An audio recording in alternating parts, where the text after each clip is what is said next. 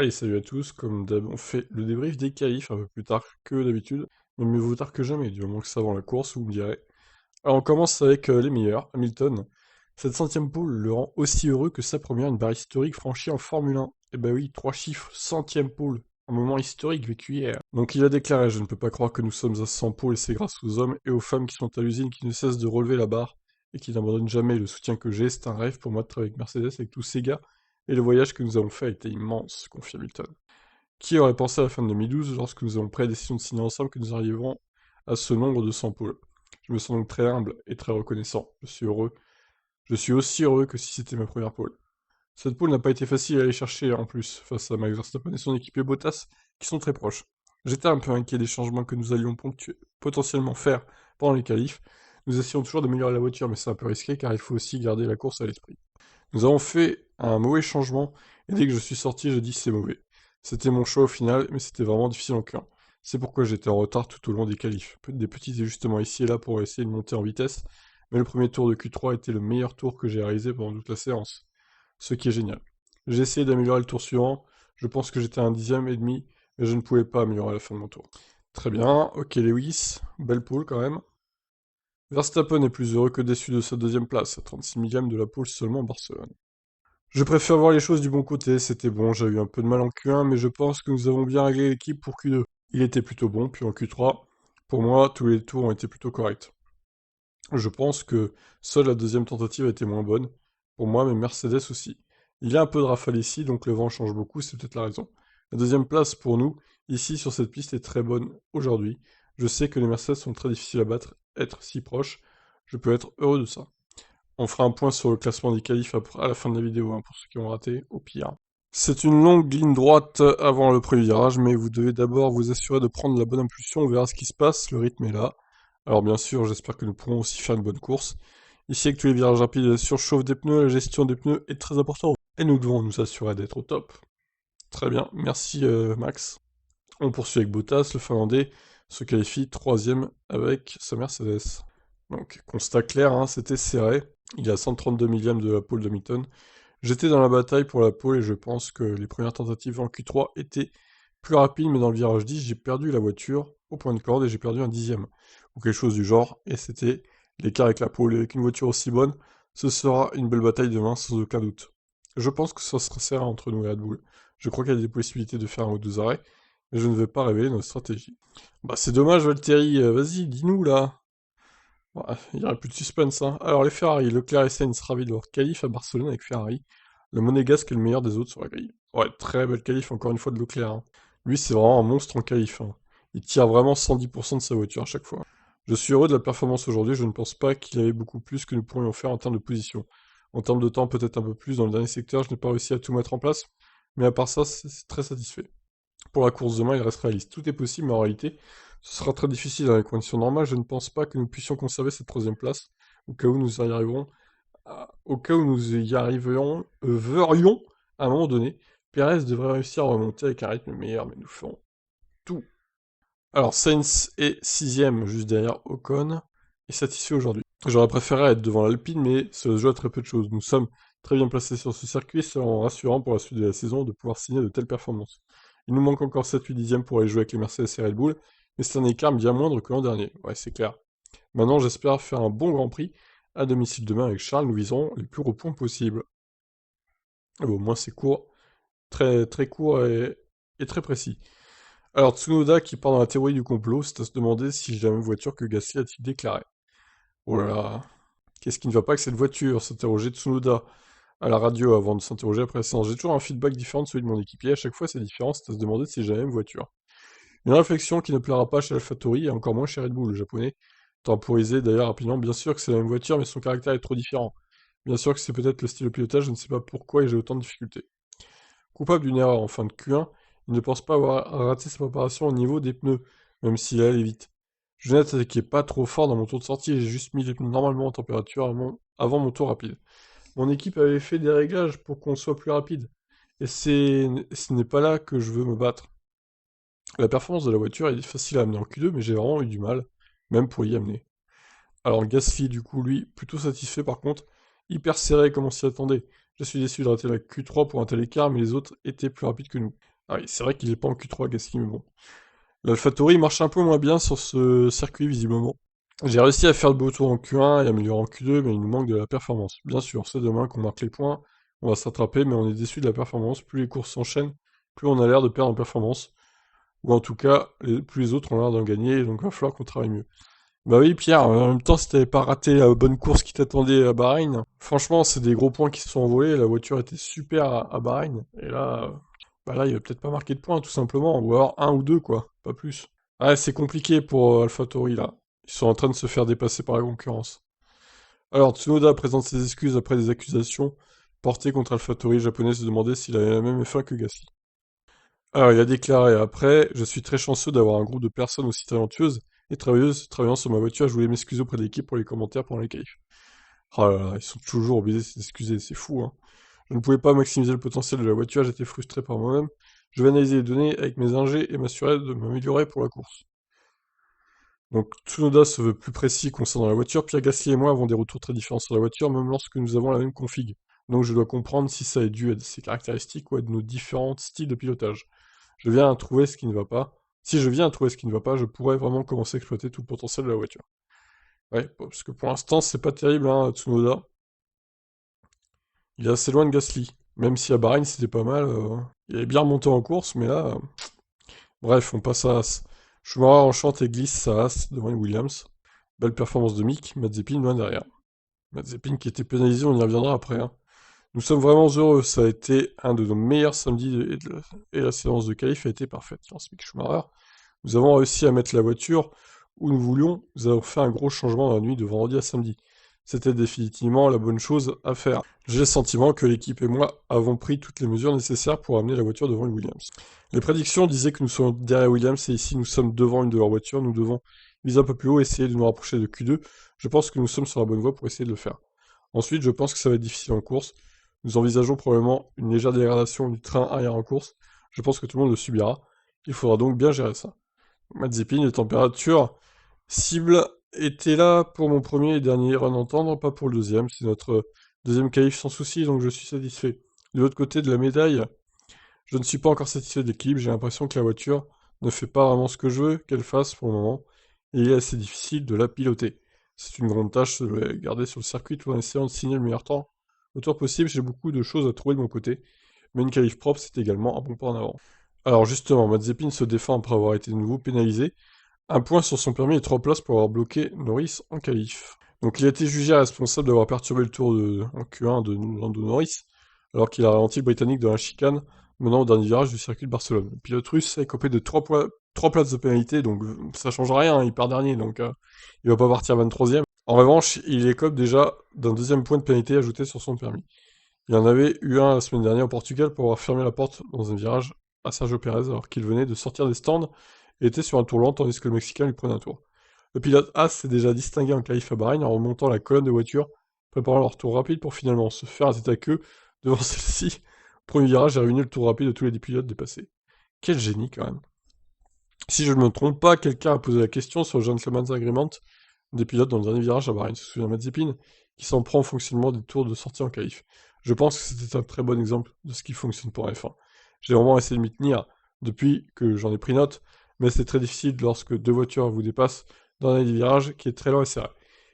Oui, mais il a la pire voiture, hein, Mazepin, donc il peut que ralentir les gens en fait. Donc il reste derrière au pire, hein. Il était impossible d'y mettre une troisième voiture, et surtout si la quatrième voiture arrive à pleine vitesse. Donc je n'avais pas l'impression que rester derrière était une option, parce que cela aurait laissé mon arrière sur la trajectoire. La seule option était de m'en aller de la trajectoire, ce que j'ai fait. Et oui, malheureusement, c'est juste un ensemble de choses. Je ne suis pas contrarié, parce qu'il n'y a pas grand-chose que j'aurais pu faire à part disparaître. Ce que je ne suis pas encore capable de faire. Oui, alors certains diront, ce serait bien s'il pouvait disparaître de la F1, hein, Mazepin. Bref, allez, encore... chaque week-end de course, il s'illustre, hein, d'une manière ou d'une autre. C'est quand même assez fou.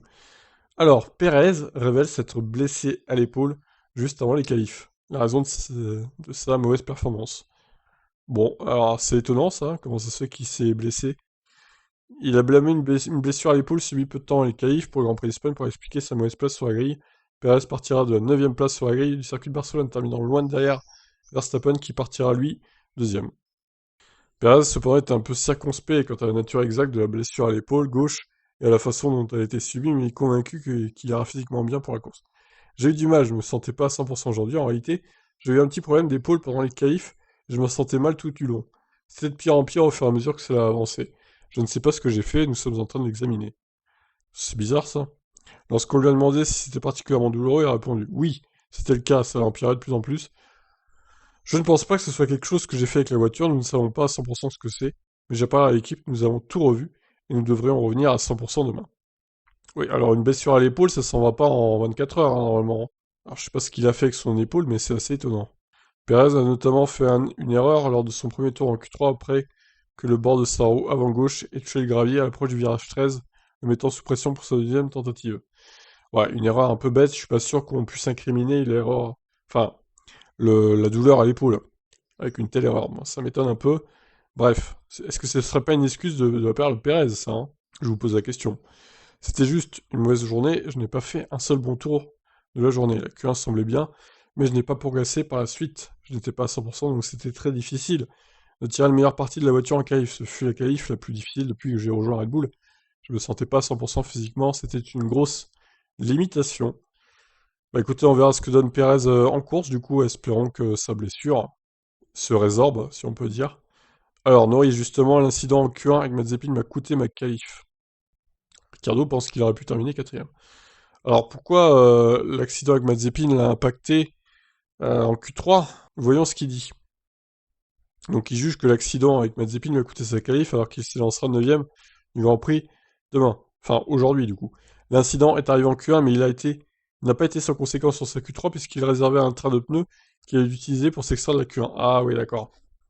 Ah ouais effectivement là dans ce cas-là, j'ai un peu l'impression que ça m'a coûté ma qualif. Regarde Norris, la voiture était bonne, j'ai eu l'impression que je ne faisais pas un mauvais travail. Il y a juste un gars qui m'a beaucoup ralenti et j'ai dû utiliser mon deuxième train de pneus. Avec ces écarts en centièmes et millièmes de seconde, il faut avoir l'opportunité d'améliorer et vous ne pouvez pas faire d'erreur. Quand quelque chose comme ça arrive et que vous n'avez qu'un train de pneus pour attaquer, ça coûte cher, c'est ennuyant parce qu'on aurait pu être 5 ou 6. L'incident sera revu par les commissaires où il a été convoqué. Mais bon, bref, il a été pénalisé. Il y avait du gravier au virage 13. Quelqu'un m'a dit que Perez avait fait un tête à queue à cet endroit, quelque chose comme ça. Je pense que j'étais le premier à attaquer, ensuite c'est dommage. Il y avait de la merde sur la piste, j'ai perdu quelques dixièmes. Comme d'autres pilotes, il a remarqué que la piste allait en empirant, et il se dit qu'il aurait dû chausser ses pneus neufs pour sa première tentative. Personne ne semblait améliorer sur son deuxième tour d'attaque, je ne sais pas s'il y avait plus de vent ou autre chose. C'est facile à dire après coup, il aurait fallu mettre le nouveau train de pneus pour le premier run en Q3, et non pour le second, mais on sait jamais, nous avons simplement été malchanceux, et la seule raison à ça, c'est que j'ai eu du trafic dans le dernier virage en Q1. Alors, Ricciardo n'a pas réussi à faire un deuxième tour chrono en Q3, après que des ralentissements en piste l'ont empêché de franchir la ligne trop tôt. La qualif du jour lui a rappelé celle du Grand Prix d'Italie 2019, et il lui manquait très peu pour se qualifier en deuxième ligne. Ouais, il a passé la ligne 3 secondes après, je crois, enfin c'était ridicule quoi. On se demande ce qui aurait pu se passer, on a manqué de temps pour le dernier run, a déclaré Ricciardo. C'était un peu un scénario comme Monza il y a 2 ans, il manquait un dixième pour la quatrième place et on peut toujours le trouver, surtout que je m'adapte encore à la voiture, mais c'est une bonne journée. Iban Norris pour la troisième fois en qualif cette année et se félicite après une élimination en Q1 au Portugal. C'est amusant, on parle beaucoup du fait qu'il me fallait beaucoup de temps pour me mettre dans le rythme et que Lando pilote incroyablement bien. Ces deux facteurs sont difficiles, si on les met bout à bout, c'est une journée positive. Ouais, mais en course, Lando est encore devant. Et c'est en course que les points sont distribués, notre ami Daniel. Donc attention à performer en course aussi, Daniel. Alors, Giovinazzi passe en Q2. En Espagne, Raikkonen se loupe en Q1. Alpha 14 et 17, donc sur la grille. Pas terrible, hein. Alors, Giovinazzi, c'était une bonne séance et je pense que nous avons tiré le maximum de la voiture. Mon tour en Q2 était bon. J'aurais peut-être pu améliorer un peu plus, mais la Q3 est encore un peu trop loin. Cependant, nous continuons à améliorer et à être nouveau en Q2, c'est bon pour l'équipe. Je suis content de ma performance. Nous ne sommes toujours pas là où nous aimerions être dans le top 10, mais nous progressons. Voyons comment sera notre rythme de course demain. Aujourd'hui, du coup, le premier tour sera important pour gagner des places, car les dépassements peuvent être difficiles ici, mais nous sommes prêts à profiter de chaque opportunité. Alors, Kimi, 17ème. Kimi qui se trouve à chaque qualif, hein, c'est une catastrophe. Il se fait martyriser par son illustre équipier Giovinazzi. Ça devient dur hein, pour Kimi, hein. Vivement la retraite, hein. C'était décevant de sortir de la Q1, surtout après avoir été Si bien le matin, la voiture se comportait toujours bien et le tour n'était pas mauvais, mais j'ai tout perdu dans le secteur final. Je me suis un peu trop rapproché de la voiture qui me précédait à la fin du tour et c'est tout. C'est si serré. Si vous ne faites pas les choses correctement, vous en payez le prix. Nous verrons ce que nous pouvons faire pour se remettre dans le bon combat demain. C'était pas un circuit facile pour dépasser, mais on donnera tout. Très bien. On passe à Williams. Russell en Q2, Latifi s'élancera en dernière ligne encore une fois. Latifi, il est temps qu'il dégage quand même. Alors Russell, je pense qu'être en Q2 aujourd'hui était le maximum. Nous savions que la voiture n'a jamais vraiment fonctionné parfaitement sur ce circuit par rapport à nos performances ailleurs. Nous avons eu un peu de mal en EL2, mais les conditions se sont calmées aujourd'hui. La voiture était dans une bien meilleure fenêtre de fonctionnement, et nous avons réussi à qualifier des voitures comme Yuki et Kimi. Donc globalement, nous avons vraiment optimisé notre performance. Ce sera une course intéressante avec les conditions chaudes, et il y a un peu de pluie dans la région demain. Oui, alors non, la pluie, ça m'étonnerait qu'il y ait de la pluie à Barcelone, hein, honnêtement. Ouais, la météo à Barcelone, les gars, bon bah, n'espérez pas, hein. Il pleuvra pas, c'est sûr. Alors, Latifi, c'était un week-end difficile pour nous jusqu'à présent. J'ai eu quelques dégâts en sortant large de mon deuxième run, et ça n'a pas aidé pour mes autres tours. Il y a eu un peu de trafic aussi avec tout le monde qui s'est regroupé avant son tour. Mais c'était pareil pour tout le monde, au niveau de la course, ça peut être difficile. Quand les pneus ne sont pas neufs, bon, Latifi est nul, il m'énerve. Vivement qu'il dégage, hein. Franchement, Latifi, Mazepin, tout ça, c'est poubelle. Alors, Aston Martin, malgré deux éliminations, Q2, Aston Martin visait points. Alors honnêtement, j'y crois pas trop au point, mais bon. Peut-être une des deux va marquer des points, on verra. Avec un coup de bol. Stroll, c'est dommage d'avoir manqué la Q3 avec un si petit écart, juste quelques millièmes de seconde. Le positif est qu'en partant 11ème, nous avons la possibilité de choisir notre composé pneumatique du départ, ça pourrait être crucial. Alors, les Aston en qualif sont pas trop pourris, par contre en course en général, elles s'effondrent, hein, donc je sais pas si ça sera la même chose encore aujourd'hui. Je pense que l'usure des pneus va être un facteur très important dans la course. Il n'est pas facile de doubler ici, mais si nous pouvons prendre un bon départ et gagner des places sur la longue ligne droite avant le premier virage, ce sera une bonne chose, une bonne base pardon, pour marquer des points. Vettel, de son côté, regrette un manque de fluidité dans son tour chrono. Il s'élancera dans le sillage de son équipier 13ème. Mon dernier tour en Q2 n'était pas tout à fait propre, et lorsque la grille est si serrée, ces petites choses peuvent faire une réelle différence. Je pense que nous avions une bonne chance d'atteindre la Q3 aujourd'hui, mais nous sommes juste retrouvés, pardon, au même moment, au mauvais endroit dans le peloton. Beaucoup d'équipes ont un rythme similaire. Ce ne sera pas une course facile. Mais nous allons nous accrocher, pousser fort, et voir ce que nous pouvons faire. Vous ne savez jamais ce qui peut arriver, la course est longue. Et si nous pouvons prendre soin des pneus et appliquer un bon rythme de course, nous pourrons courir pour quelques points. Ouais, bon, j'y crois pas trop, mais bon, soit, on verra. Et on termine donc par Alpine. Ocon se qualifie 5ème avec Alpine, Alonso dans le top 10, belle qualif, et Barcelone pour l'équipe française. Ouais, franchement, c'est une belle surprise. Bon, je vous passe l'intro, toujours très longue. Ocon, je me sentais vraiment bien aujourd'hui, je suis content de la façon dont nous avons géré ces qualifs. Je pense qu'il s'agit de la confirmation que nous recherchions, puisque nous avons affiché les mêmes performances qu'à Portimao, c'est une bonne chose. La voiture est fantastique ce week-end, je suis à l'aise au volant, ainsi qu'avec l'équipe autour de moi. Viry-Châtillon et Enstone travaillent dur pour continuer de trouver des améliorations et leur travail porte ses fruits. Ce sera une course difficile demain, la stratégie sera intéressante. Légèrement gêné par le trafic dans son dernier tour, Fernando franchissait la ligne juste à temps pour terminer au 10ème rang. Bon, Alonso, par contre, c'est pas terrible, hein. C'est un bon week-end jusqu'ici, nous sommes dans le top 10 pour la deuxième fois de la saison. Ça montre les progrès de notre voiture et c'est une excellente chose. Concernant la séance d'aujourd'hui, je pense que mon tour de sortie en Q3 était un peu brouillon, donc j'aurais pu trouver davantage de temps.